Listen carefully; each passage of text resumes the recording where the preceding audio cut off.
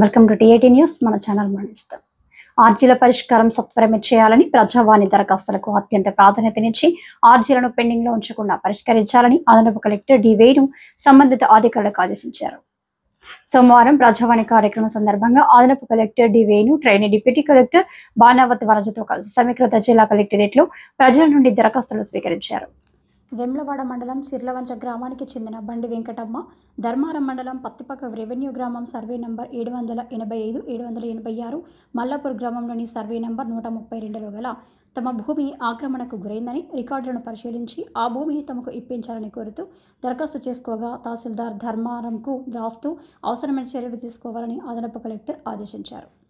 సుల్తానాబాద్ మండలం మియాపూర్ గ్రామానికి చెందిన గండి రాయమల్లు సర్వే నంబర్ 314లో ఉన్న ఎకరం 8 గుంటల భూమి తన కుమారుడికి పట్టా చేశానని, వృద్ధాప్యంలో తనకు తిండి పెట్టకుండా ఇబ్బందులకు గురి చేస్తున్నారని, ఆ భూమి తిరిగి తన పేరు మీద పట్టా చేయించాలని కోరుతూ దరఖాస్తు చేసుకోగా ఆర్డీఓకు రాస్తూ సీనియర్ సిటిజన్ చట్టం ప్రకారం చర్యలు తీసుకోవాలని అదనపు కలెక్టర్ సూచించారు.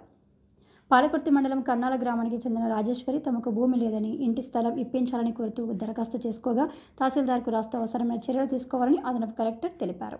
రామగిరి మండలం కల్వచెర్ల గ్రామానికి చెందిన బి లావణ్య తనకు కల్వచెర్ల గ్రామంలో ఇందిరమ్మ ఇల్లు మంజూరు అయిందని, తనకు భూమి రత్నాపూర్ గ్రామంలో ఉందని, అక్కడ ఇందిరమ్మ ఇల్లు నిర్మించుకోవడానికి అనుమతి ఇవ్వాలని కోరుతూ దరఖాస్తు చేసుకోగా పీడీ హౌసింగ్కు రాస్తూ అవసరమైన చర్యలు తీసుకోవాలని అన్నారు. ప్రజావాణి కార్యక్రమంలో సంబంధిత జిల్లా అధికారులు తదితరులు పాల్గొన్నారు.